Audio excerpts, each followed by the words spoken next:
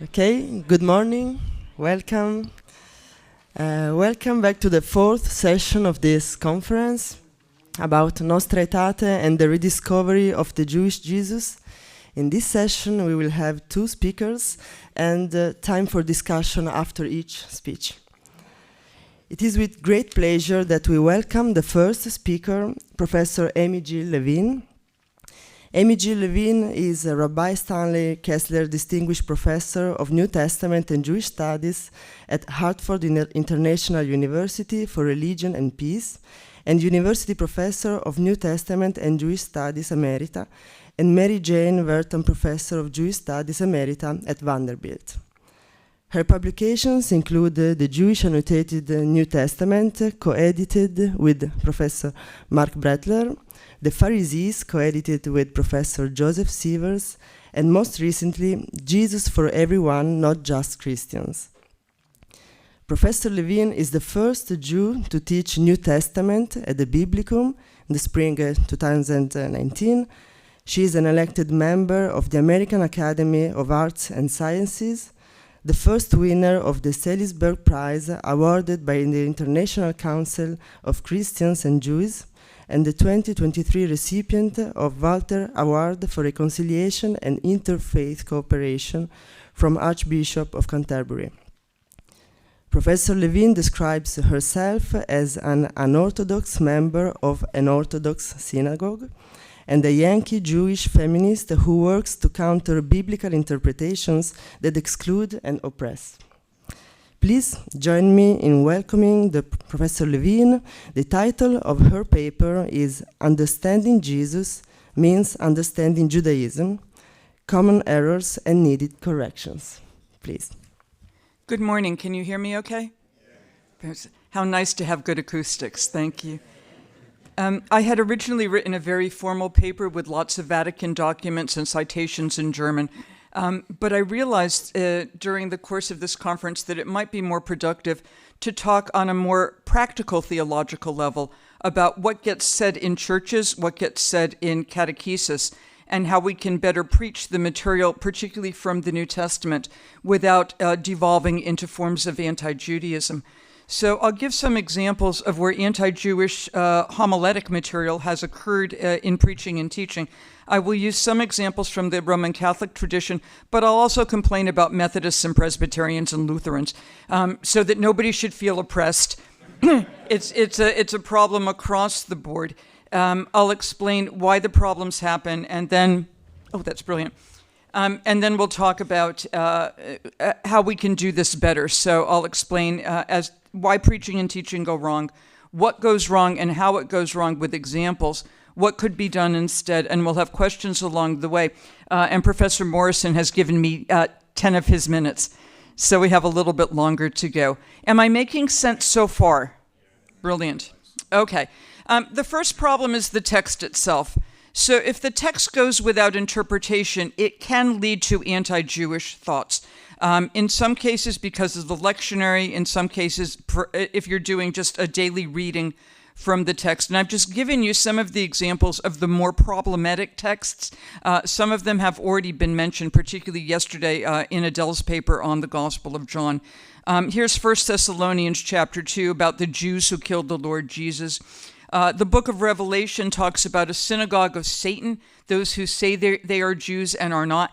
And the sad thing is that they're not Jews. Let's take John at his word for this. They say they're Jews, but they're not. They're probably Gentiles engaging in various forms of what would be called Judaizing. But in the United States, there are a number of right-wing organizations that still use the term synagogue of Satan to project anti-Jewish views. We have the problem in Matthew about all the people, in Greek, pasalaos. If this were in Hebrew, it would be kol ha'am. All the people say his blood be on us and on our children. We have the infamous John 8:44 that was discussed yesterday. In Acts chapter 3, this is Peter's speech at Solomon's portico about, it begins, men Israelites, which where I'm from in Tennessee would be y'all Jews, you all Jews. Rejected the holy and righteous one and asked to have a murderer given to you, and you killed the author of life, whom God raised from the dead. This is part of the Eastertide lectionary. So the text itself is a problem, and unless people address it, it will remain a problem. And if it comes up in the lectionary, it has to be addressed, or people in the congregation will simply think, oh, the Jews killed Jesus, and yeah, we knew that all the time. Questions on translation immediately enter, so that when we have references to the Jews, the Greek term is Judaioi, singular Judaios. Do we translate Jews? Do we translate Jewish leaders? Do we say Judeans? Do we say religious authorities? Do we say political authorities? And here's the problem. The text actually says Judaioi. The translation Judean is appropriate. The term can be translated Judean. The problem with translating every use of the Greek term Judaios as Judean is that we wind up without any Jews in the New Testament. And if we do that, and we look particularly at the Gospel of John, Adele mentioned yesterday in her paper that John never calls Jesus a Jew or any of his followers Jews. Jesus is from the Galilee. He is not a Judean. And it's a very easy slide to say, well, if he's not a Judean, he's a Galilean. Therefore, as Walter Grunman and his friends argued, he therefore must be an Aryan. I'm not interested in removing all the Jews from the New Testament. That would give us a Judenrein text. Pardon my German pronunciation. And I don't think that's a good idea. So we still need to deal with this. And moreover, if the text is being read as part of the lectionary, what's going to be read is the local translation, and the local translation will be Jews. Reason 2, besides the text itself, is lack of mandate for seminaries. So if you were with us yesterday, this is why I asked the question about whether Second Temple Jewish thought is being taught at the Biblicum or the Greg as a required course. And the answer is, it is not. In the United States and Canada, the major accrediting organization for divinity schools and seminaries is something called the Association of Theological Schools. Since the year 2006, I have been petitioning them twice a year. I have just an email. I just copy and paste. It's very easy to do. I've been petitioning them to include in a best practices model 3 hours of targeted instruction to candidates for ordained Christian ministry. They refuse to do it. They say they have no mechanism. So which strikes me as a staggering lack of imagination. If people are not required to teach this material, then it doesn't get taught.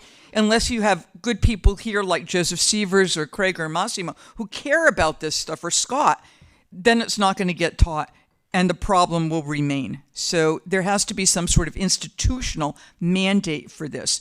I recognize here at the Biblicum and at the Greg there are lots of required courses, including language courses, but requiring 3 hours during a program that can last 2 to 8 years, depending upon how quick or slow you are, does not strike me as impossible. We also have formal statements, of which there are a number, and they're quite good. And this is what hooks us to Nostra Aetate, which begins the formal statements about how to talk about Jews and Judaism. The problem is, first of all, that nobody reads them. Or if they do read them, they don't care, which is yet another issue. In terms of seminary education on the Catholic front, and I've checked on this in the United States, where I have lots of contacts with Catholic seminaries, nobody knows who is supposed to teach this material. So is it supposed to be taught in the Bible classes? Well, the Bible people think it's going to be taught in doctrine classes. The doctrine people think it's going to be taught in homiletics for preaching. The homiletics people think it's going to be taught in the Bible class, and then nobody teaches it, again, because it's not mandated, it's not done. In terms of regular churches, I spend more time in churches than most of my Catholic friends. Because somebody should. And I listen to homilies, and I'm frequently talking to the priest afterwards to say, this could have been phrased better, or you might have said something about. There's no accountability. So if a priest says something that's anti-Semitic, or if in catechesis the teacher says something that's anti-Semitic, there's no mechanism for the correction. So if the correction is not made, or if the priest says, oh, yes, you're right, I'm really sorry, won't do it again, that homily is still in the minds of whoever's there who's thinking about it. So there has to be some form of accountability. Finally, despite the fact that there are very, very good documents from Nostra Aetate to the gifts and calling of God are irrevocable, to a number of statements by the Pontifical Biblical Commission, on which, by the way, I would like a seat if anybody has any contact. I would really like a seat on that commission.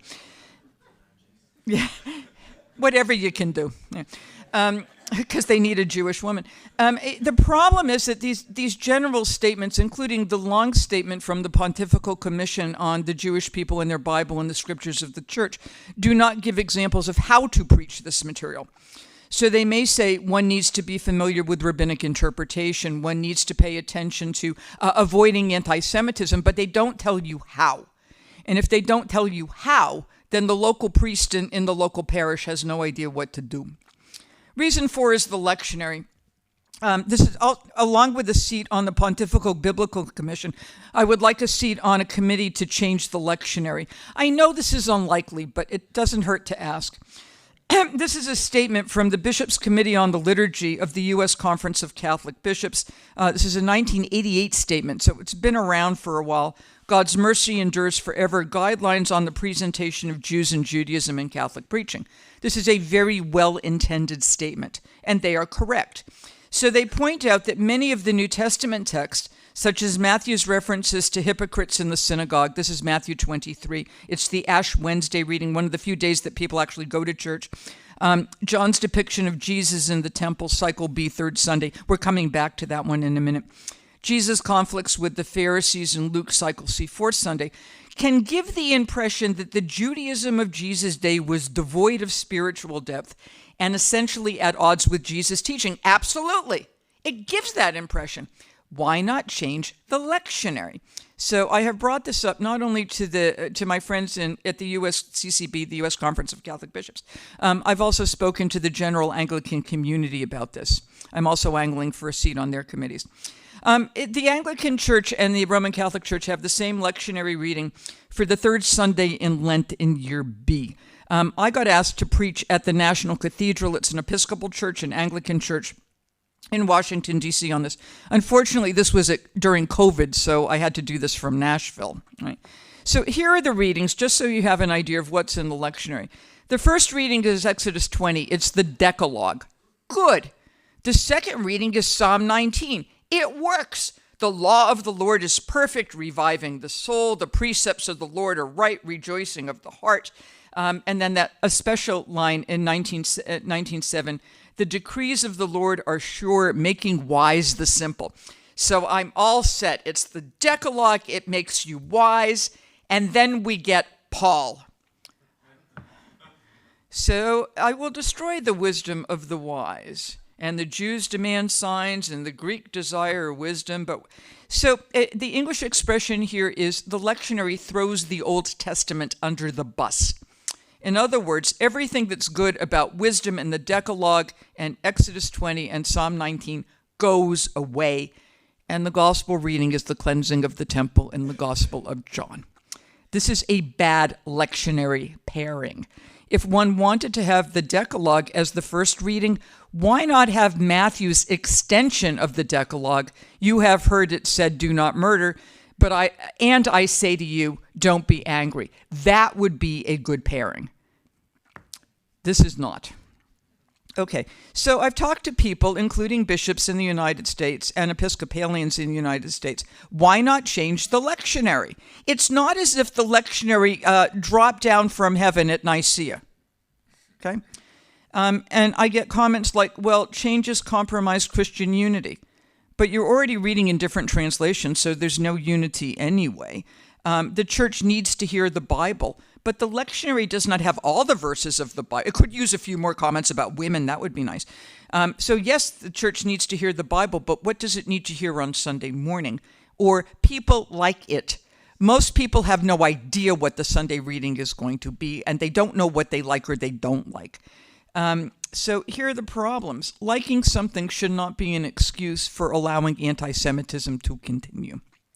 It's my concern about the lectionary. Number 5, we're still looking at why problematic preaching and teaching happen. This is less the case in Europe than it is in the United States and certain parts of Great Britain. There has been a turn in biblical education, particularly in the United States, away from history. Many people who are getting PhDs in New Testament cannot read Greek.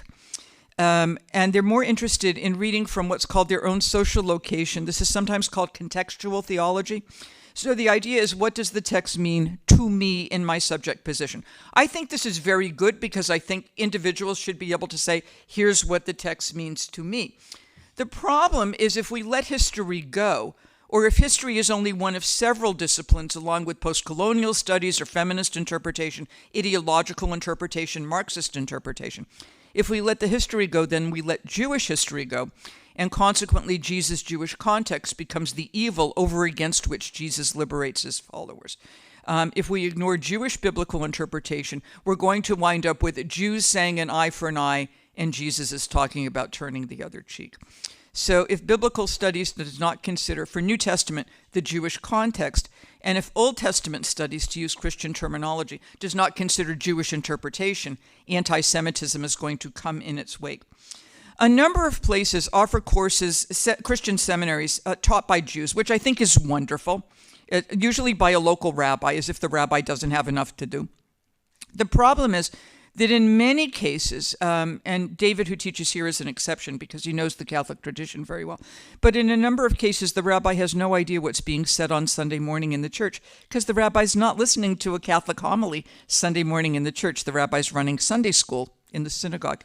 So it may give you good information about Judaism, but it doesn't correct the mistakes that are made about Jesus' Jewish context. So it's well intended, but it doesn't work. Then we have Jesus, the social justice warrior. And this is the idea of making Jesus relevant, which I also think is a good idea. Because if the Bible to me is more than just an historical document, it's also the proclamation of the church, right? So it has to mean something to people in the pew. This was a talk given in Melbourne for the Catholic Secondary School Principals of Australia. And I was in Australia for about 2 months working with Catholic religious educators on the secondary school level to talk about what to teach youth, which was good for the Catholics in Australia. And then there was this talk. Jesus spoke to the exploited peasantry, polarized by gender and patriarchal values, highly regulated by Jewish purity laws that legitimated the social hierarchy. And the weird thing is here that purity laws cut across the social hierarchy. You can be very, very wealthy and be impure. Think about the high priest, because that's how you get little high priests. If you don't understand that, I'll explain later. Or you could be very, very poor, but you can be in a state of ritual purity. Christ, by his way of being in communion with others, created a confrontational lifestyle by enjoying table fellowship with outcasts, eschewing the purity rituals over relationships. I have no idea that Jesus dined like on pork, right? He doesn't live in Italy, right? Having close women friends, like that was impossible in Judaism. Embracing and healing the sick, as if Jews said, if you're sick, you're sinful, so let's, engaging with so-called sinners and outcasts of society. These practices were in fundamental opposition to the dominant religious, cultural, political, and economic hierarchies of the time, challenging the very foundation of the social order. No wonder he was killed. Jesus is not killed because he has a pork chop with a bunch of tax collectors. I mean, this whole thing is wrong. So this was from a Dominican sister. I spoke with her after. She was very surprised. And part of the problem here is she does wonderful social justice work. She's not a Bible scholar. So she's relying on unfortunate biblical scholarship, which is designed to make Jesus look good by making Judaism look bad. Then there's children's education. This is a game you can buy in the United States. It's called the Pharisees game. And the idea is to stone the Pharisees before they stone you. This is also from a website. So if you look up in English, children's religious education, and this is designed for Sunday school teachers, first level elementary school, parochial school teachers. Here's what we get. Back when Jesus was on earth, they didn't have the New Testament yet, but they did have the Old Testament. And do you know what the Old Testament is full of? Now, this could have gone in a variety of directions. Rules. There was so much time spent learning and following laws and tradition that many people forgot the most important law of all, to love God. Consequently, little Christian children think that Jews are interested in rules, which no child likes. But Jesus is interested in love. I have started to write children's book, get them early and indoctrinate them correctly. The first one is about the parables in Luke chapter 15, the lost sheep, the lost coin, and the two lost sons. Who is My Neighbor is the parable of the Good Samaritan, with characters that look like they come from, I don't know if you have this, a TV show called SpongeBob SquarePants. That's that. And it's trying to introduce the parables of Jesus without having anti-Semitism included in. So we don't have, for the prodigal son. Jews would have been surprised that this father, whether a real father or God the Father, would be loving, because the Jewish God is angry and wrathful. Or the parable of the prodigal son, issues of purity laws, and therefore the Samaritan is violating purity laws. So what we did in the back of all of these books, which are now in German, and a couple of them are in Norwegian, they're in Korean, they're in Spanish, is we give guidelines in the back page to say, if you're reading this book to a child, here are the questions you might ask, and here are the errors that have been made in Christian teaching, preaching. Please do not do that. Then we have the Pharisees. So this should look familiar because some of us are there, right? There's Adele, there's Craig, there's Joseph, there's me, right? Fabulous conference. And for this Pharisees conference, we did have a papal audience. And this is from the Pope's address to the group. This is on the Vatican website. So when people say, Pope never would have said that, it's on the Vatican website. The history of interpretation has fostered a negative image of Pharisees, often without a concrete basis in the gospel accounts. Often over the course of time, that images has been attributed by Christians to Jews in general. One of the most ancient and most damaging stereotypes is that of Pharisee, especially when used to cast Jews in a negative light. And by the way, I track what the Pope says. So following this meeting, he's been much better on Pharisees. So I think if we can keep writing talks for the Pope, he will be better. Joseph Sievers, who did all the heavy lifting, so kudos to Joseph on this, published the proceeds from this conference, including a number of additional articles. And we list the stereotypes to avoid when talking about Pharisees. Legalistic, elite, money-loving, xenophobic, misogynist hypocrites who resist innovation. If the Pharisees represent everything that's not good, the message given to the church will be the Jews represent everything that's not good. So there has to be a better way of preaching and teaching about the Pharisees. Number 9 is the hymnal. Depending upon where you grew up, some of these hymns may be familiar to you. O come, Emmanuel, to ransom captive Israel, who sits in darkness, something, something. There's a very famous Protestant hymn called Lord of the Dance, which is to a very nice shaker tune. It's very bouncy, and people like it. If you grew up in the United Kingdom, you would have heard this. It's about how Jesus danced for the scribes and the Pharisees, but they would not dance. Instead, they hung him on a tree. La la. So one needs to look at some of the additional material that happens in churches, not only hymnal, but by the way, art, additional readings, and so on, because some of this anti-Judaism is simply embedded in the system. Number 10 is weak Christology. The worst sermons I've read have come from low church Protestants with very, very low Christology. Why? Because the only way for them to make Jesus unique and special is to make him the only Jew who cares about women's rights, health care, and social justice. At least if I say high Christology, you know what I mean. Yes, because if I do that in the synagogue, they have no clue. If Jesus is unique by definition, if he is the only begotten Son of God, then he is distinct. But if all that doctrinal stuff and all the miracles are just mythological nonsense, how do you make Jesus important? You make him the only Jew who cares about things. So this is also the concern for Marcionism, Old Testament God of wrath versus New Testament God of love. And Jesus comes in under the God of love model. Marcionism is alive and well in churches today. 2 more. How to speak about the Middle East, because it needs to be referenced. So if you're preaching or teaching, you might think about such questions as how you define Zionism. Do Jewish people have the right to self-determination in the national Jewish homeland? Which is not exclusive to Palestinian people having the right to self-determination in the Palestinian homeland. So how do you work that out? The era of the settler colonialist category. You can't settler colonize a place that is your place to begin with, and if you don't represent some other country, which is siphoning off resources. The area of the white Israelis, the majority Israeli population does not code white. They are not North African, South American, and so on. Support for a Jewish state need not be a theological judgment as if God trades in real estate. It's a historical judgment. and support for a Jewish state need not mean the lack of support for a Palestinian state. There is an Anglican church in Canada, in Toronto, that announced this past January. They put a special bulletin in their church material saying, when the word Israel is used, it either means the people of ancient Israel at the time of King David or the church. I thought that was limited. Finally, there's a problem of Christian privilege and Christian fragility, and I have Adele Reinhardt's to thank for this because you pushed me to write this article on the Gospel of John on questions of fragility. This is a shot from the mystery play at Elca. Elca's outside of Barcelona. Some of you may have been to this. It's the longest running type of Christian play that we have. It's a UNESCO World Heritage Site.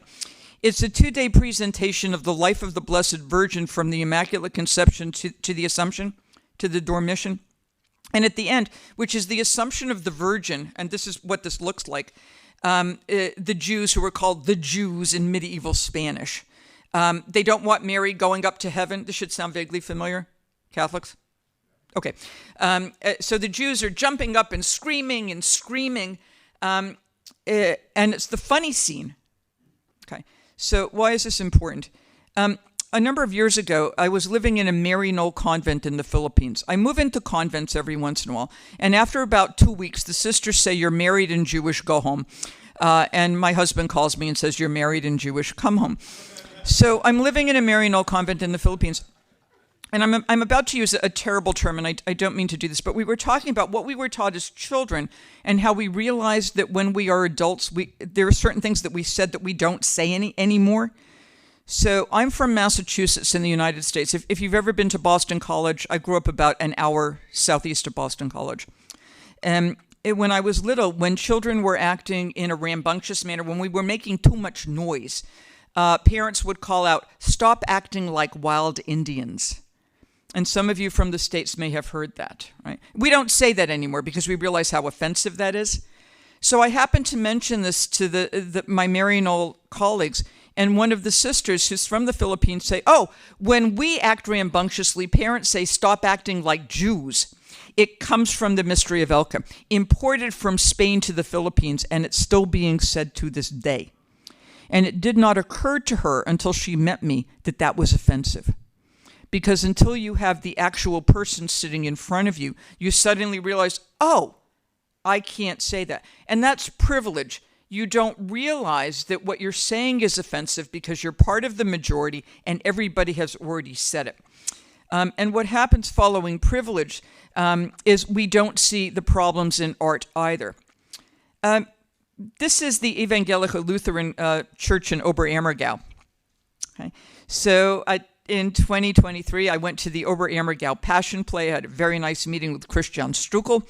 And if you've ever been to the play, there's half of a play, then you have dinner, then you wander around for another hour, and everybody goes to the Lutheran church because that's where the free coffee is. Okay. So I wander into the Lutheran church with my German-speaking friends, and I see this window, and I think, it's an Ecce Homo, right? And I say, looks anti-Semitic to me. And they said, yeah, it looks anti-Semitic to us too. And they had been in that church before, and they had never noticed it. And that, again, is privilege. So I had a Zoom meeting with the new rector of that church last week to talk about what to do about this window. It will remain in situ, it will remain in place, but there will be a statement underneath explaining. This is from 1929, by the way. All right. Also, there's a sense of, and I don't know if there's no term for this in German as far as I can tell. Tone deafness, or having you can't hear the problem. So this is a St. Lawrence church in Nuremberg, of all places. Okay. So I go to churches. So I wander into the St. Lawrence Church in Nuremberg, where they give you a brochure explaining who Jesus is, because the only people who are in churches in Nuremberg are non-Christians, so you have to introduce Jesus. And this is what it reads, talking about Jesus. He began to speak of God in a special way. He raised and healed people. He encouraged us to trust and pray to a loving and merciful God. Throughout his life, he showed that every human being is equally valuable. And I'm thinking, good. And then I get his way of talking about God challenged the moral and religious beliefs of his day, so they killed him. So I speak to the nice lady who's behind the desk giving out this brochure in French and English and Korean and German and whatnot. And I say, Jesus was not killed because he challenged the moral and religious beliefs of his day. He's killed by Pontius Pilate as a political liability. And she said, no, I mean, he was against what Judaism was teaching. So I was with a Protestant colleague. I let him worry about it. This is 2023. They're still trying to change the brochure. So this is also part of this privilege. You simply don't hear the problem. And when somebody points out the problem, what kicks in then is called fragility. And this is Christian fragility. So when I point out in a very kind and gentle way, that's offensive about Jews, I get, well, I didn't mean all Jews. Or I'm sure some Pharisees were nice. Or we get the tu quoque argument. The Talmud says nasty things about Jesus, which it does. But there's a big difference between the Talmud, which most Jews don't own, have never seen, and have never read, and what's getting preached on Sunday morning. Or the text is sacred. Matthew, Mark, Luke, and John are saints of the church, and therefore they cannot promote bigotry. I start with John Chrysostom and work my way back. Or Jews were expelling Christians from synagogues, so the rhetoric is reactionary. Doesn't make it nice, but at least it's explicable. But as Adele Reinhardt has pointed out, we have no evidence of Jews expelling Christians from synagogues. And John always puts us in the future, and it's designed to distance John's readers from the synagogue rather than what people are doing. And we know this in part from Paul, who is not being expelled from synagogues. He's being brought in and disciplined. It's not great, but at least it's not expulsion. A number of my students who come from racial, ethnic, and gender sexual minorities explain, I can't be a bigot because prejudice requires power, and I, a member of a minoritized group, have no power. This is just plain silly. Anybody can be a bigot. Or, in the United States again, Jew hatred is not the problem. Racism, ethnocentrism, ableism, heteronormativity are... Jew hatred is still a problem. Or, as one student put it, and this was not said to me, it was said to another student who told me. So if any of you are students and you talk to each other about the faculty, we will hear about it, all right? More people were killed in the Middle Passages. This is the enslaved route coming from Africa to the Caribbean and to North America. More people were killed in the Middle Passages than in the Holocaust. That is true. But that doesn't make it any... It's not like whoever has the most victims, right, is best, and we ignore every other genocide. Or, as more recently I have heard, to be concerned about the Shoah is a mark of white privilege. Well, the Jews weren't considered white by the Nazis. This is not a category they used. Neither, by the way, were the Roma and the Sinti, who were also killed. So this is Christian fragility. It's saying, I don't want to deal with your problem because it's not really a problem, or there are other problems that are more important to deal with. But this is a problem, and the reason this is a specific problem is because it's what's going to get preached in churches. Questions so far? That's your list. Moving on. Here are the mistakes. And I'll cite people whose work I like, just to show how hardwired, how much in the DNA of Christian preaching some of this stuff is. I like Leonardo Boff. I don't know how you feel about liberation theology, but I thought it was actually a pretty good idea. It's an old quote, but it epitomizes the problem with Torah. In the world as Jesus found it, human beings were under the yoke of absolutization of religion, of tradition, and of the law. Religion was no longer the way in which human beings expressed their own openness to God. It had crystallized and stagnated in a world of its own, a world of rites and sacrifice. Pharisees had a morbid conception of their God. Well, how bizarre that is, because the only Pharisee from whom we have written records happens to be Paul of Tarsus. And I don't think Paul had a morbid conception of God. The corrective, Jesus does not abolish Torah, he intensifies it. Do not think that I have come to abolish the law and the prophets. And fulfill doesn't mean check off so you don't have to do it. Fulfill means, and I don't know if this expression works outside of English, if you go into a bar and you get a beer, and you get a beer on tap, and it's filled, and then you get a little bit more, that's what Jesus is doing. He's topping off. You've already got a full glass. I'm going to give you just a little bit more to show you how even more you can fulfill this law. In English, we use the term antitheses. where Jesus says, "You have heard it said to people of old, do not do this, I say to you." And in English, those are frequently called antitheses. An antithesis is an opposite.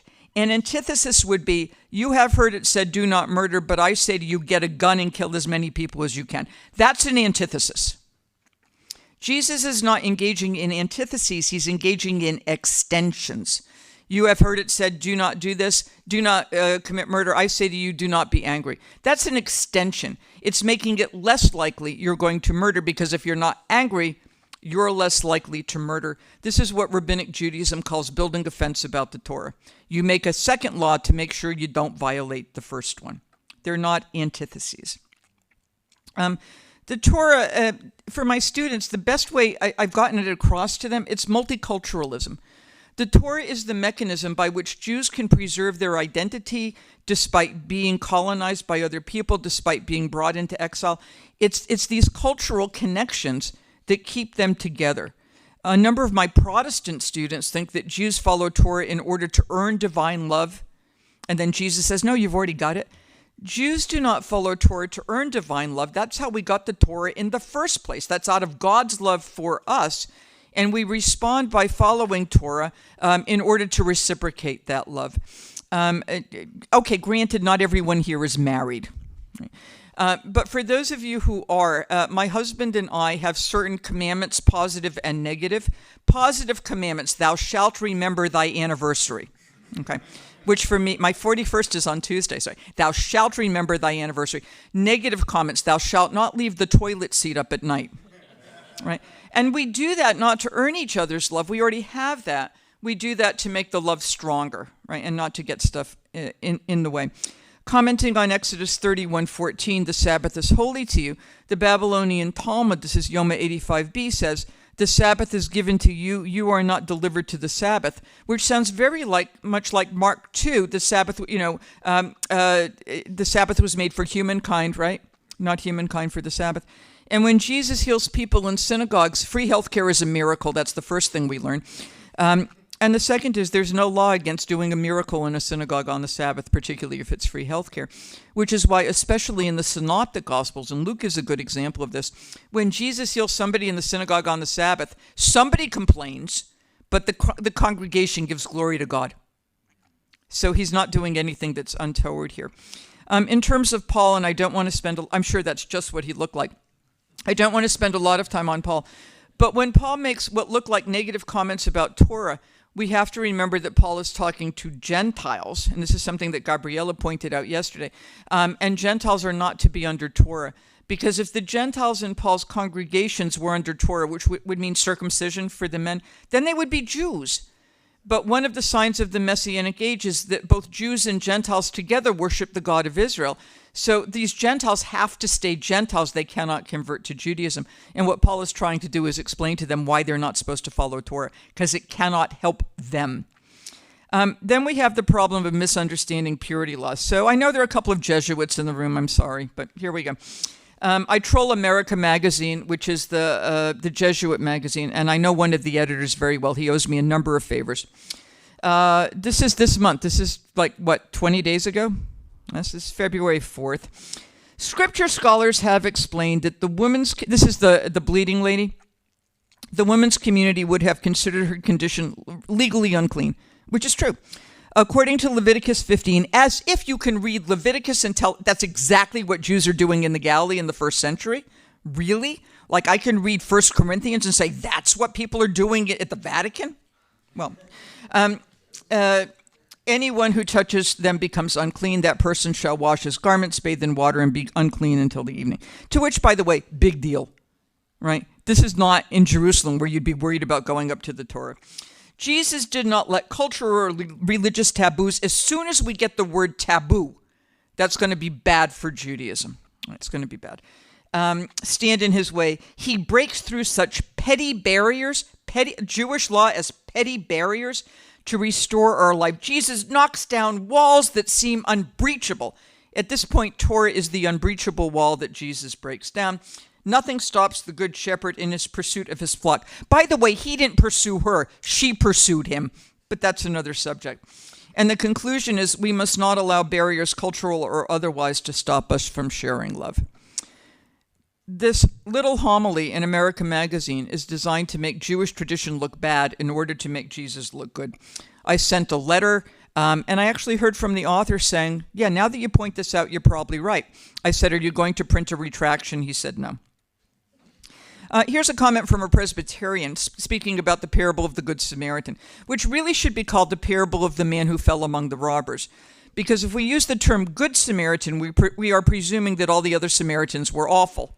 So it's a problematic title. From a Presbyterian. If the traveler were already dead, or if he died while they were attending him, then they would have become unclean, contaminated. The word contaminated is kind of like the word taboo. Right? It's not helpful because they touched a dead body. This would have made it necessary for them to seek ritual cleansing before they could resume their responsibilities. If you read the parable of the man who fell among the robbers in Luke chapter 10, there's no reference to purity laws at all. Why not? Because they're not relevant. While it is true that men in the priestly line in Judaism, Kohanim, priests, to this day do not come into contact with a corpse unless it's the corpse of an immediate relative, there is no such restriction on a Levite. Jews have a law called Pikuach Nefesh. Saving a life is more important than any other law, including purity. If the priest were going up to Jerusalem, by the way, you always go up to Jerusalem. You could be on the moon. You go up to Jerusalem. If he were going up to Jerusalem, he might have been concerned about purity. The Greek here is katabino. He is going down from Jerusalem, where purity is not the problem. In the book of Tobit, which is in the Catholic canon, I really like Tobit, by the way. I have canon envy. I love this book. Tobit is a saint because he spends the first 2 chapters burying dead bodies, right? So it's not like Jews stay away from this. According to Josephus, this is contra opinionem, one of the things that Jews are required to do is not to let anyone lie unburied. Jews, according to Josephus, were known for taking care of unattended corpses. The Mishnah, granted later than the time of Jesus, but still relevant, I think. A high priest or a Nazirite may not contract uncleanness because of their dead relatives, but they may contract uncleanness because of a neglected corpse. And the Babylonian Talmud and the Yerushalmi actually make this even stronger. As long as there is no other person to look after the burial, the duty is incumbent on the first Jew that passes by without exception, which means even a high priest has to do this. So impurity, taking care of a corpse is a mitzvah, which is why the disciples of John the Baptist go get his body, right? They touched a corpse. Well, of course. Joseph of Arimathea and Nicodemus take the body of Jesus down from the cross in the Gospel of John. I don't actually think they did it. I think they had helpers do it for them. The women who are menstruating or who have just given birth are ritually impure. So when Elizabeth gives birth to John and Mary gives birth to Jesus, they are ritually impure. And Luke mentions that, right? The purity laws. So are men who ejaculate, but you're not going to preach about that. Following Jewish law, following halakha, which is a post-biblical term, by the way, it's a rabbinic term. Following halakha allows Jews to sanctify daily life, helps them resist assimilation, and it signals Jewish identity. And for my Catholic friends, this is very much like lavabo. Right, so if you're going to wash your hands before celebrating the Mass, that's not for hygiene. If that were hygiene, you'd be using Purell or soap and water. It's ritual purity. So purity things are continuing there, and they're important. So why not use this as another example? Mistake number 2 is that Jesus invented feminism, and I believe also the pantsuit. 2,000 years ago, Jesus Christ gave women their rightful place despite the heavy yoke of Jewish culture weighing on them. We know from the New Testament that women owned their own homes, had access to their own money, had freedom of travel, appear in synagogues where they're not behind a screen or up in a balcony, appear in the Jerusalem temple, speak out in public and nobody faints. It's not an egalitarian system. It is a patriarchal androcentric system. Jesus does not change the system, right? But he's not a feminist because he talks to women or they talk to him. Mistake number 3 is vague rhetoric. So it is very common to hear in sermons about how Jesus ministers to the marginal and to the outcast. Marginal to what? Marginalized by whom? Cast out from what? So when I ask my students, who are the outcast? This is the list that I get. The sick, The sick are not outcast. The fellow who can't walk is incast, which is how they open up a roof, right? He's got helpers. Most of the sick and disabled are embedded in family and social structures. They're not cast out. The possessed are not cast out. People are trying to restrain them. Possessed children, parents bring them to Jesus so Jesus can cure them. Their problem is not that they're cast out by Judaism. Their problem is they're possessed by demons. The impure are not cast out because pretty much everybody is impure most of the time. Children are not cast out, and Jesus did not invent the Children Defense Fund, which is why parents and caregivers keep bringing their children to Jesus to touch and to bless and to cure. Gentiles are not outcast. They're running the empire. And the poor are not outcast because that's pretty much everybody. So if one wants to use the term marginal and outcast, we need to determine who these people are. And if we conclude that they are sinners and tax collectors, which is fine, the modern equivalent of sinners and tax collectors would be arms traders, sex traffickers, and drug dealers. They're people who violate community welfare for the sake of their own wallets, the sake of their own pocketbooks. They're not outcasts. They walked out on their own. And even they appear in the temple. Dining with them is not a violation of purity laws. Dining with them is doing what Paul talks about in 1 Corinthians when he says, don't associate with immoral people, right? Revilers, idolaters, drunkards, robbers, because if you associate with them, people will think you are approving of their identity and approving of their life choices. The brilliant thing about Jesus here is that he speaks to people who have walked out and says, come back in. And I think that's nice. Mistake number 4 is that all Jews wanted a militant Messiah and they rejected Jesus because he talked about peace. Well, if he did, I find it very odd that according to Luke, he tells people to go buy a sword, and they've got some because they missed the Sermon on the Mount. There are general messianic expectations among Jews. Jews never got organized enough to have a single messianic expectation. But they did generally think that when the Messiah came, there would be a general resurrection of the dead, ingathering of exiles, Gentiles turning from idolatry to the God of Israel, a final judgment and peace on earth. That's what they were expecting. And they had various messianic figures, including John the Baptist. Some people were expecting a shepherd. We've got Enochic material that Gabriella has written about. Michael's the angel. The Dead Sea Scrolls have 2 messiahs. There's a Messiah, son of Ephraim, in medieval Jewish commentary who suffers and dies. And then you've got a bunch of folks mentioned in Acts and later. There are also nonviolent movements in Judaism. This just happens to be an example from Philo's War of the Jews. This is, by the way, the first example in history of what's called a sit-down strike. Move past that. Mistake number 5. This is Joachim Jeremias, whose work may be familiar to some of you, who suggests that when Jesus referred to God as Abba, which is only once in the Gospels, by the way, it's in the Gethsemane scene in Mark, but it's twice in Paul, that Jesus used an intimate term that Jews would have seen to be unthinkable or even blasphemous, because he argued that Abba meant daddy. Abba doesn't mean daddy. It means father, which is what the New Testament tells us. Abba ho pater, Abba father. Jeremias actually retracted his initial view. He called it a piece of inadmissible naivete, which I think sounded better in German. But so he retracted, but that's still out there. So here's just some use of father language from the Psalms, Isaiah, Jeremiah, Josephus, the hymn scroll from Qumran, the Babylonian Talmud. And what we see in the Gospels, by the way, is a development of father language from Mark, where you get very little of it, to Matthew, to Luke, to John, where it's all over the place. So I do think that Jesus referred to God as Father, and I think that was a hallmark of his teaching, but that doesn't take him out of Judaism.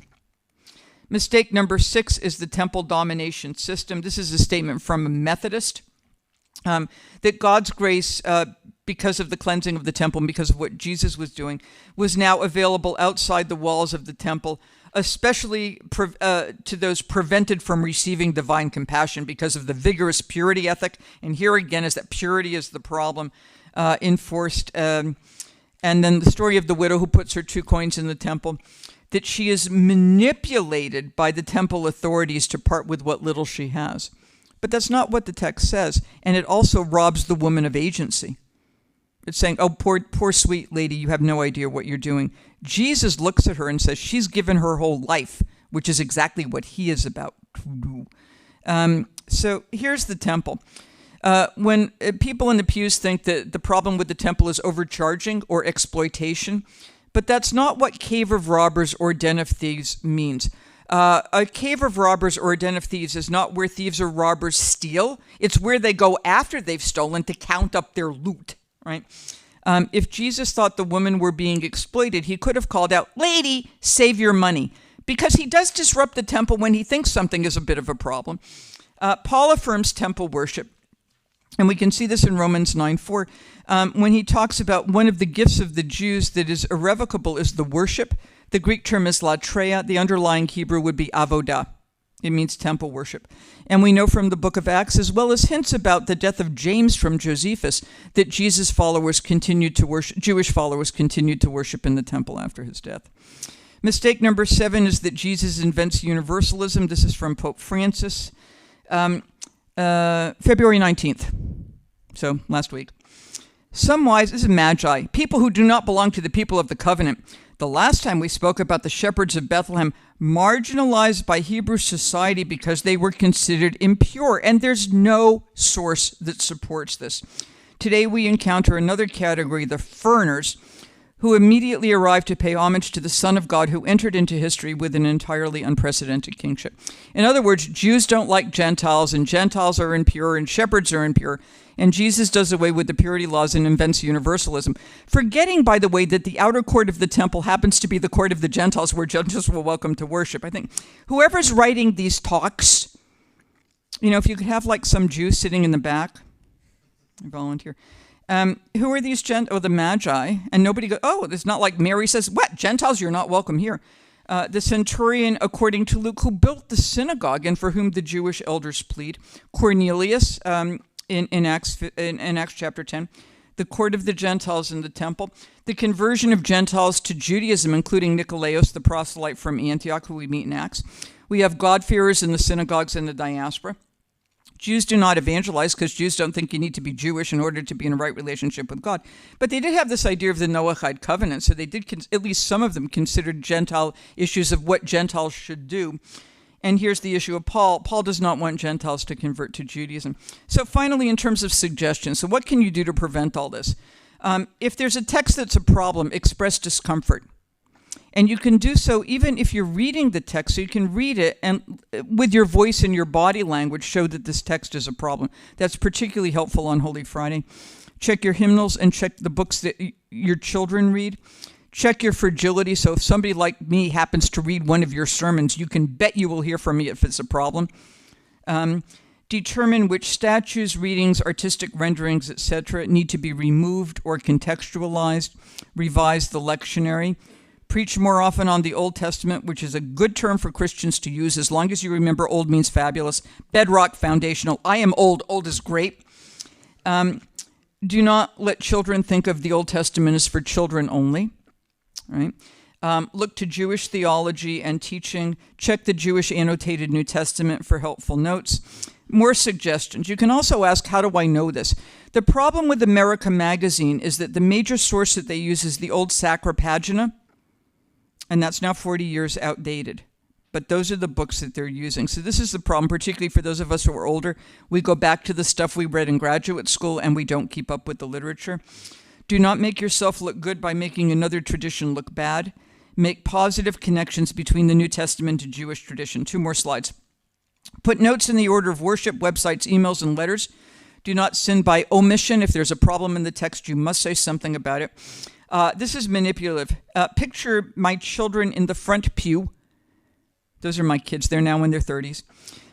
Or picture me in the back pew, and do not say anything that will hurt these children because that's a deformation of the gospel. And do not say anything that would force me to stand up in the back of the pew and complain, because the last thing you want is an angry elderly Jewish woman in the back of your church complaining. Finally, if you have stepped into any of this mess and you've not heard any of this, it's not your fault. I can make you feel guilty. I'm not interested in doing that. However, if you continue to step into this mess now, you will go to hell. Thank you.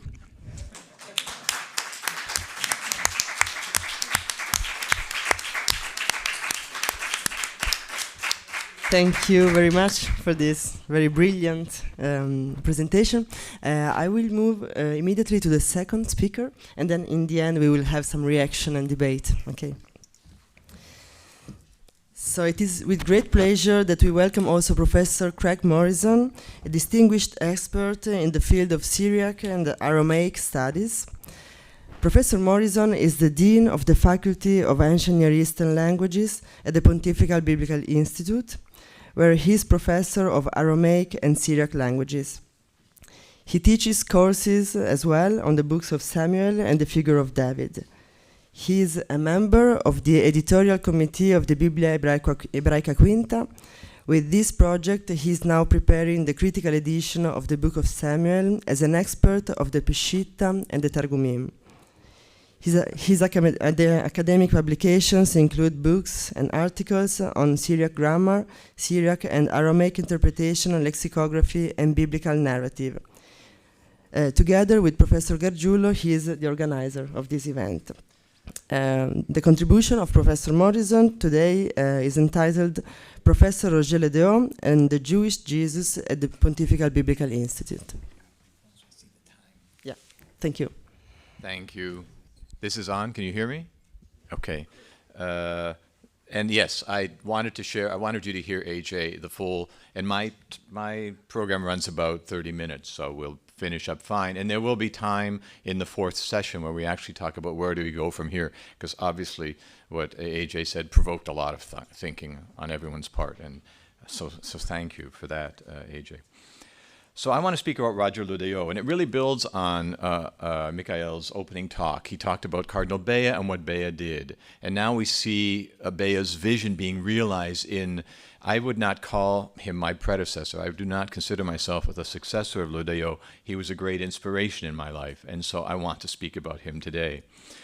Roger Ledéo registered as a student at the Pontifical Biblical Institute on the 13th of October, 1954.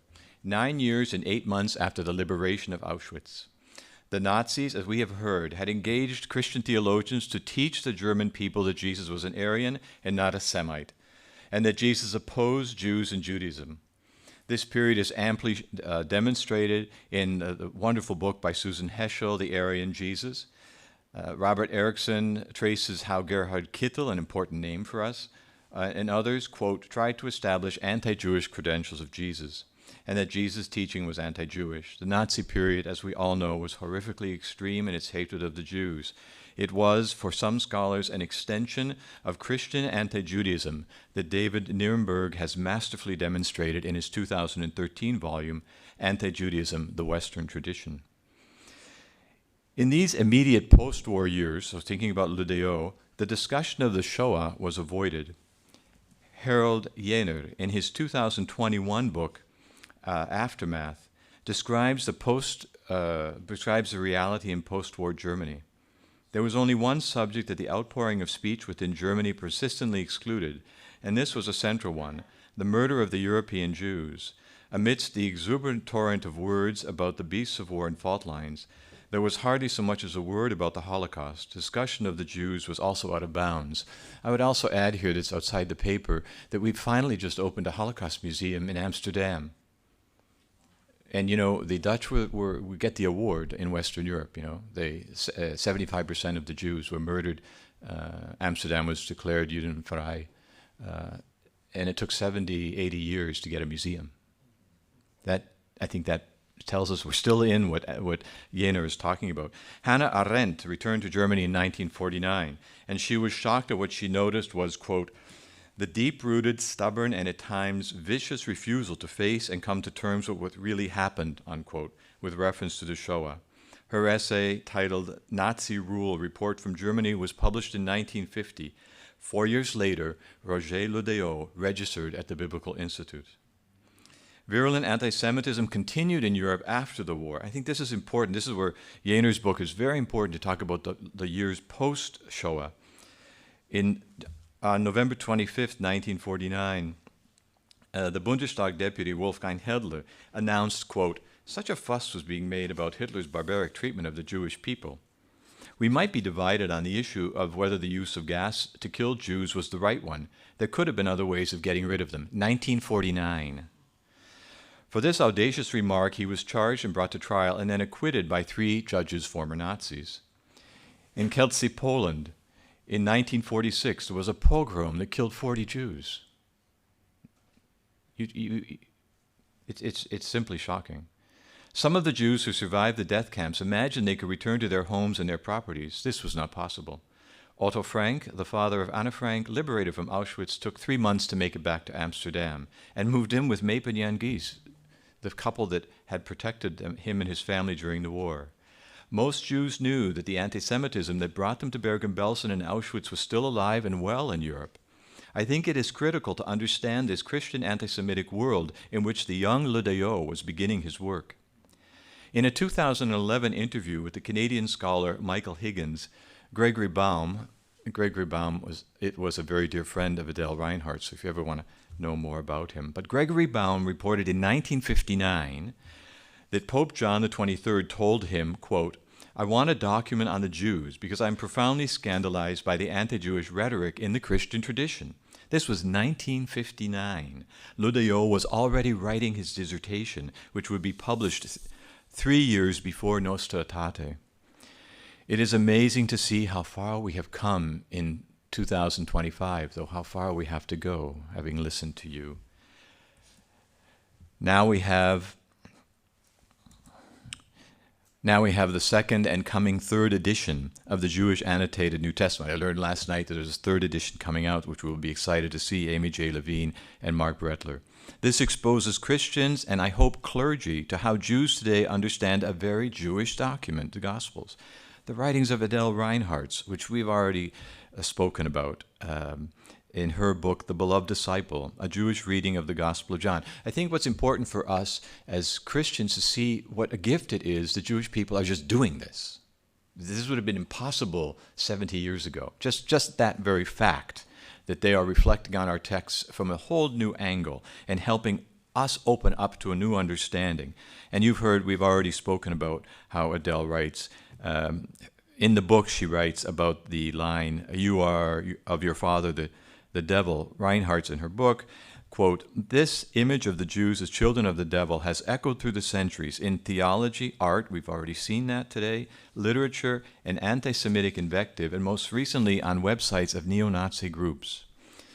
Long before the now accepted idea of the Jewish Jesus, before a reading of the New Testament from a Jewish point of view was allowed, before the Shoah was spoken openly, at a time when post-World War II Europe didn't want to talk about the murder of European Jews, and while the Vatican had written 1948 document titled Forgive and Forget, Roger Le Daillot became interested in Judaism that would eventually lead to the study of the background of the Jewish New Testament.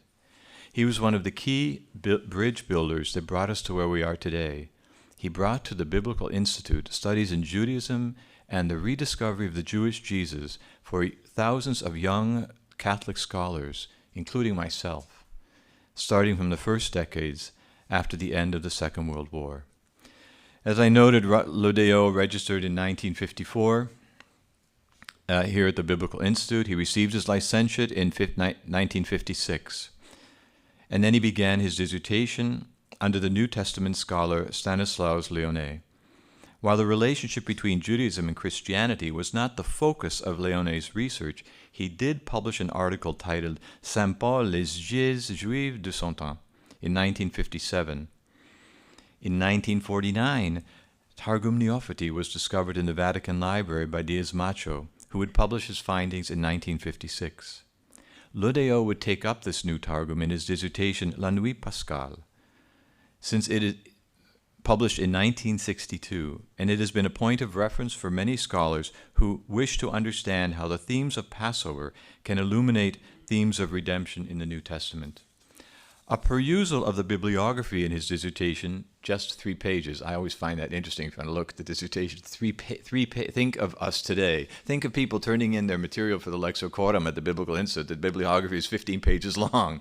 3 pages of bibliography. And when you take out the more common titles like Théologie des Alten Testaments, I could only find about a dozen citations that were even remotely related to what he was going to write on. So his research was groundbreaking. His dissertation is a monumental contribution to the study of the Targums and their relationship to other Jewish literature in antiquity. In the first chapter of La Nuit Pascale, he argues that some parts of Neophyte could be pre-Christian, though he admits it is difficult to discern which parts reflect the early date. He points out the uniqueness of Targumic literature and its relationship to the New Testament. For example, the word Rabboni appears twice in the Gospels, but is not found in rabbinic literature, but it does appear in Palestinian Targums. All of this was laying the foundation for the study of the Jewishness of the Gospels at the Biblical Institute. Ludeo followed Diaz-Macho's argument for a pre-Christian date of Targum Neophyte, and I remember Professor Ludeo holding to this argument, though he recognized that there were a growing number of scholars who did not agree with him, eventually including me. Still, his argument awakened in me and in other young scholars at the Biblical Institute the idea that the New Testament and the Targum were related. Ludeo wrote, quote, I think it appears there. No. Ludeo wrote, "This set of converging facts allows us to consider the Palestinian Targums as perfectly usable for the exegesis of the New Testament. However, as all the material that it preserves does not come from the same period, it remains indispensable to date, if possible, the elements we will use for comparing the two texts." There are expansions in Targum Neophyte that illustrate its antiquity.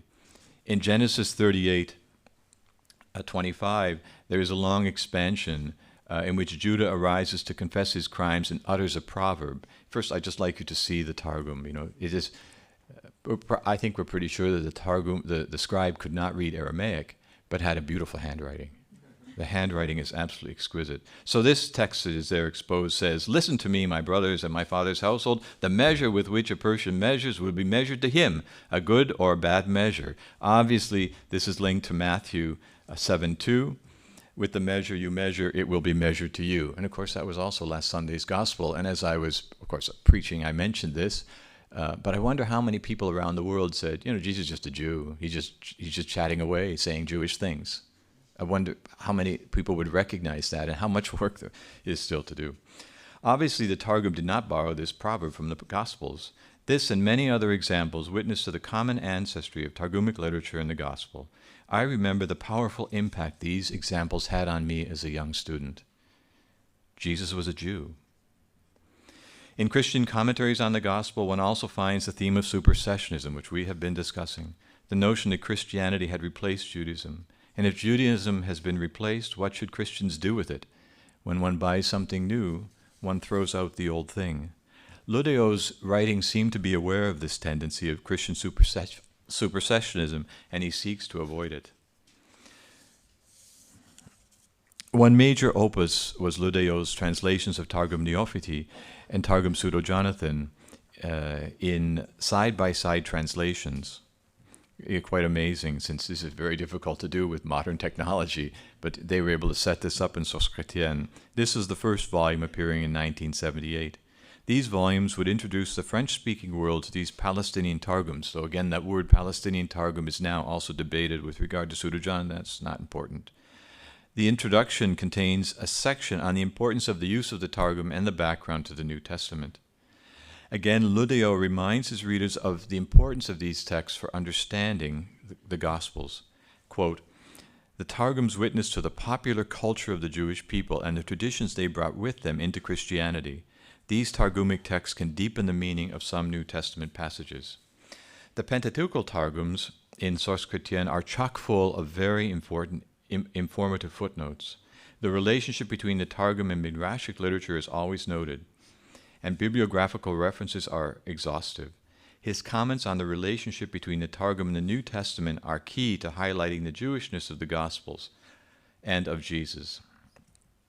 The first of such notes appears already in chapter 3, verse 24, where there is a long expansion in Targum Pseudo-Jonathan that includes the line, "He established Gehenna for the wicked." A footnote sends the reader to Matthew 25:41, "Go away from me, cursed ones, to the eternal fire prepared for the devil and his angels," along with other citations where Gehenna is mentioned in the New Testament. This informs Christian readers that the place of cursed punishment appears in both Targum and New Testament, and that Jesus is just talking like a Jew of first century. The final volume in his translation of the Palestinian Targum's Deuteronomy includes a scripture index with all the references to the New Testament passages. This extremely useful index was created long before the personal computer. 50 years after the publication of these volumes, we understand better the methodological problems, such as the dating and relating the Targum and the New Testament. And there are anyone who writes on this has always an opening page on this problem.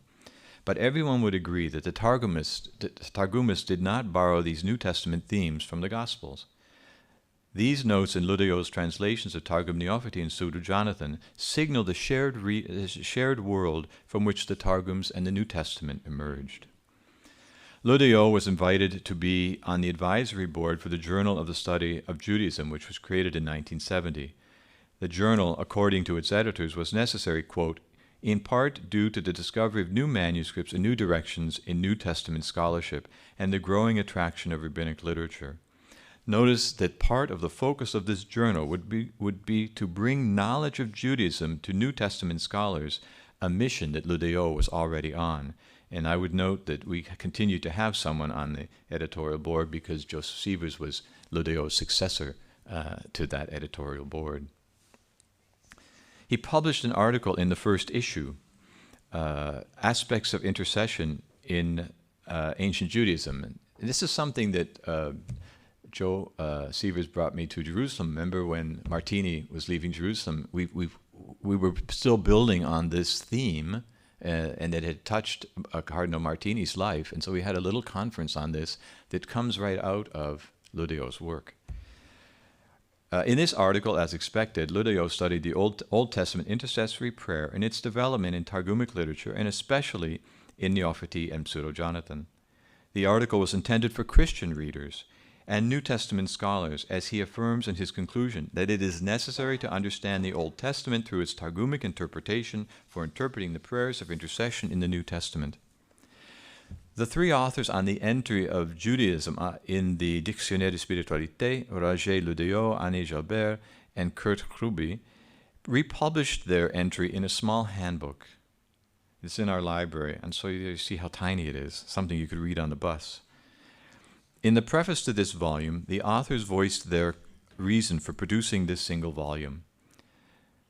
This book illuminates the numerous passages of Holy Scripture, suggesting a rereading that takes into account the history of the race that was Christ and the religious climate in which it developed. St. Luke tells us that Jesus, accustomed to frequenting the synagogues, did not fail in the tradition of commenting on the law and the prophets. Again, Ludeo's efforts were intended to help Christians recognize that Jesus was a Jew. Finally, at the end of the preface, the authors expressed their hope. The authors concerned to trace in long history the framework of the religious and spiritual life, often misunderstood in its extreme diversity, and we have seen that demonstrated perfectly this morning, will astonish many by its sheer breadth. But the astonishment makes spring up the joy of knowledge, which is always an opening of the human spirit. Again, following up on what you said, that this experience opens us up, not feeling guilty, but recognizing where we have to go. To this mission, Ludeo dedicated his life. The book was written for Christians with constant references to the New Testament, and the authors continually remind their readers of the relationship of Jewish literature and the New Testament. And this line that he says in this, I think, is very important. It's at the top of the screen there. Christianity may be new in comparison with Judaism, but it is not radically new. How often have I heard the word radical used in homilies, like Jesus is radically doing something radically new? Ludeo says this in the Dictionnaire de Spiritualité.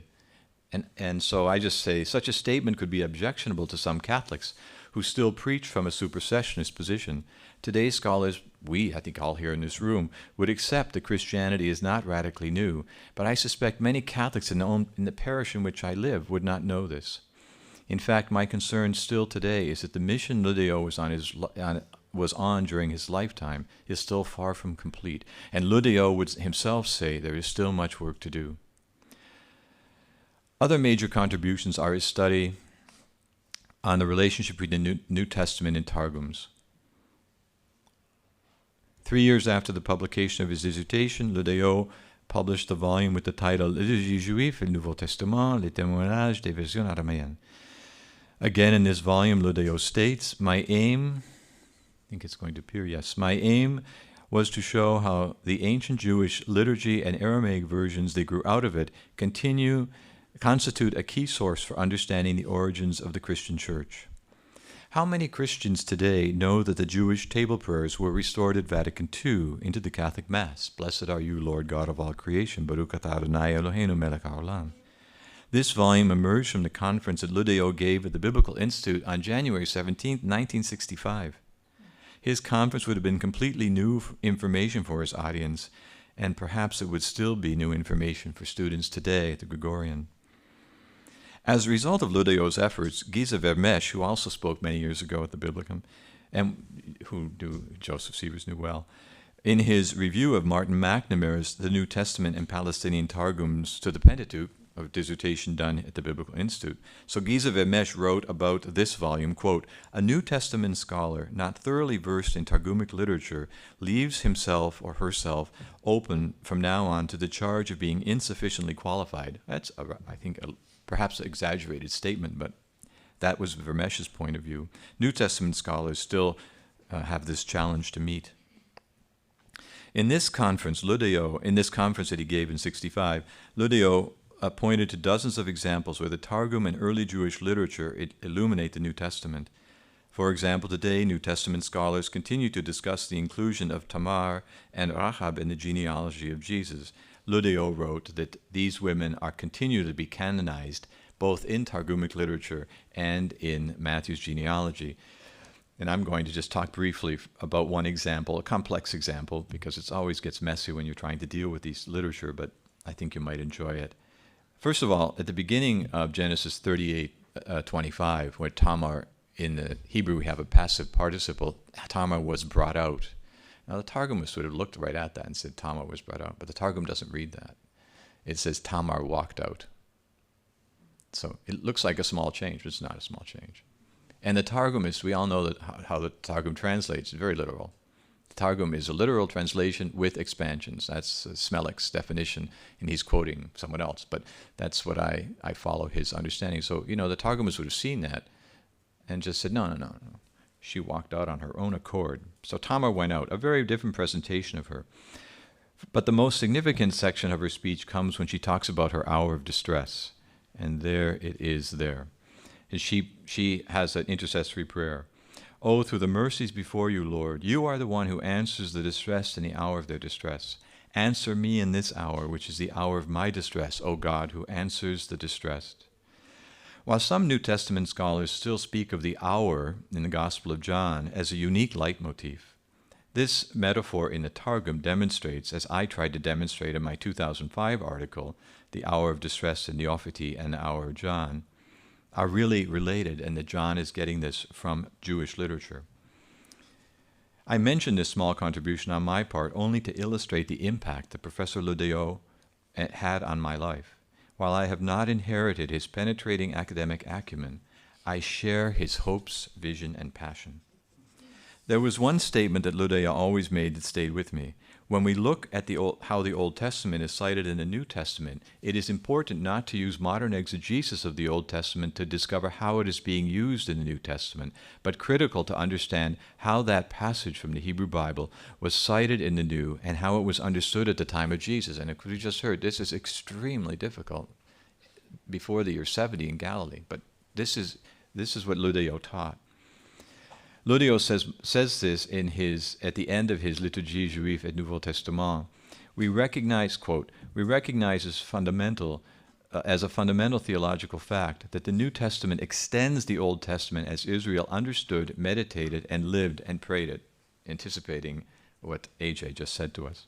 Thus, Ludeo taught generations of young, clerical, biblical students that the bridge between the Old Testament and the New Testament runs through rabbinic and Targumic literature.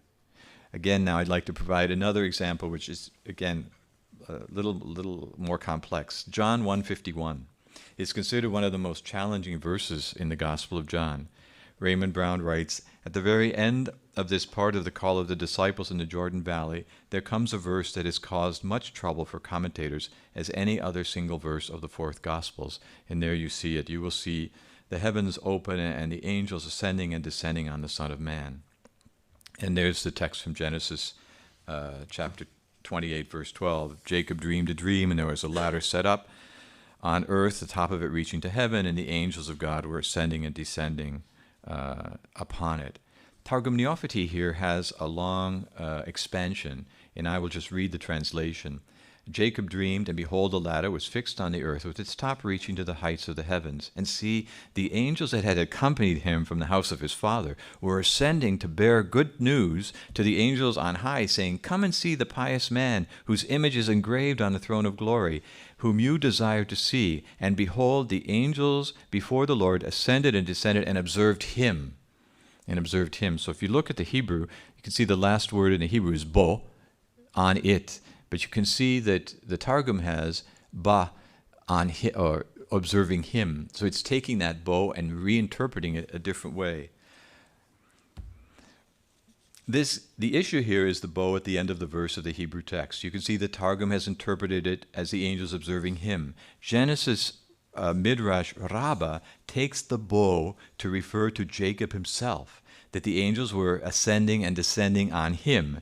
And there you see the text of Genesis Rabbah, the translation. Rabbi Chaya Rabbah and Rabbi Yanai, one said on him, that is on the ladder, and the other said on him, that is on Jacob. So the angels were ascending and descending on Jacob.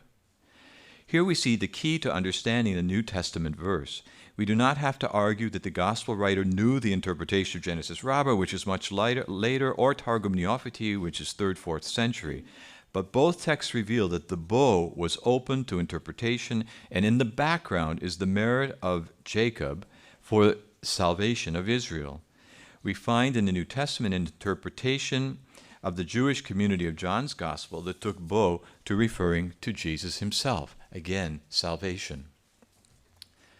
Perhaps his most important article for the English-speaking world would be Targumic Literature and the New Testament Interpretation, published in 1974. Today, these articles are fundamental because they open his arguments to the English-speaking world, especially today, something like a Gregorian University where we have 120 countries represented, so it's opening the argument to a much wider argument. Also important for the English-speaking world was his revised edition of Liturgie Juive et Nouveau Testament that appeared in the Message of the New Testament and the Aramaic Bible, 1982. This was the book that I read when I took Ludeo's course in 1990. It was a revised volume, and Ludeo signals that his thoughts on the Targums have developed. Since the publication of Liturgie Juive, Targumic interpretation has made considerable progress. Thus, it has been necessary to update a number of points and to nuance and even modify certain affirmations as to remain abreast of the current state of Targumic studies. Of course, that would be the issue of dating that he was revisiting. This short volume simply overwhelms the reader with information about the Jewish roots of Christianity and how these Jewish roots permeate our liturgy and the Gospels. Numerous examples are provided to show how the New Testament and the Targum shared a common source of Jewish tradition. He writes, quote, "The authors of the New Testament, in referring to a particular passage from the Old Testament, were conscious of its Haggadic background, and not only of the Hebrew original text in their translation." There is still so much to do today, and here I am going to quote A.J. Levine, who pointed this out to me, which was so extraordinarily disturbing. In September 2nd, 2023 article in the Osservatore Romano, it presented an imaginative portrait of Jesus. One of the opening lines, the author wrote, "He, Jesus, was born among a people stubbornly attached to their identity." 2023, and we're still describing the people of Jesus' time as stubborn. There are many, many problems with the article that we could even talk about in the fourth hour that AJ pointed out to me, but particularly the word stubborn, an old cliche. In our post-Shoah world, and here, I don't have it in the written text, but I often think of, his name just went out of my mind, the Holocaust survivor from Auschwitz, the Jewish Holocaust survivor. Wiesel would often say, when the cemeteries were destroyed in Paris, and say, if Auschwitz isn't enough, what do they need?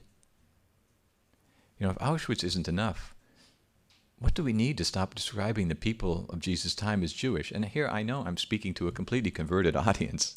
I mean, we're all in agreement. It's nothing, but it's 2023 Osservatore Romano. My experience in Ludeo's class, reading his books, articles, and listening to Jewish scholars has given me the eyes to see the anti-Jewish tropes, so I would confess that I'm still using them. And it's people like Adele and AJ that are pointing them out to me. I wrote a recent article on the Pharisees for popular use, and I sent it to Adele to make sure it was okay.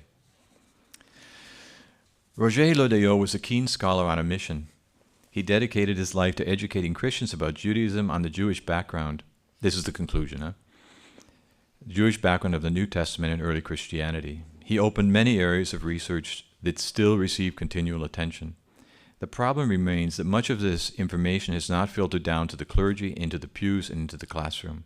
I still hear homilies that masterplot, using a word from literary scholarship, that masterplot the Gospels into an easy dichotomy, which we have heard, of good guys and bad guys, cops and robbers, Darth Vader and Luke Skywalker.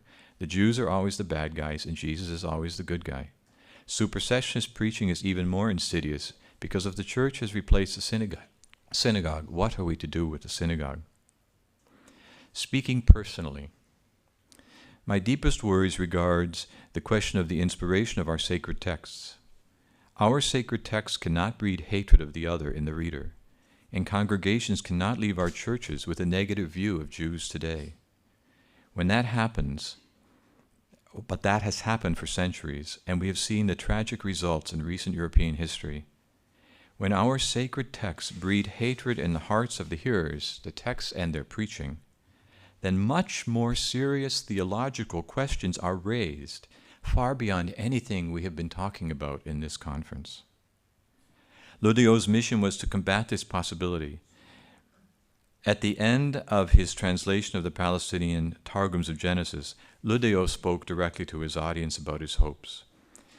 Quote, "We believe that for many, the reading of the Targum will be an occasion of discovery. It certainly has been that for me.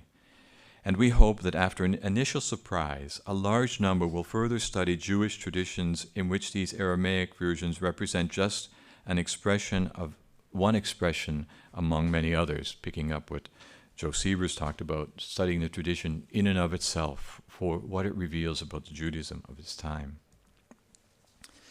In the preface to his volume on the message of the New Testament in the Aramaic Bible, he concludes the preface with, quote, "Once an interest and sympathy has been aroused for this patrimony common to Israel and the Church, which goes back to the Jewish dawn of the Christian faith, it will be seen that many problems and aspects that once seemed purely archaeological now confront us, too, as we try to understand the Word of God and what it is saying to us today, and to translate this for our contemporaries." Roger Ludeo laid out the task at hand. There is still much work to do. Thank you.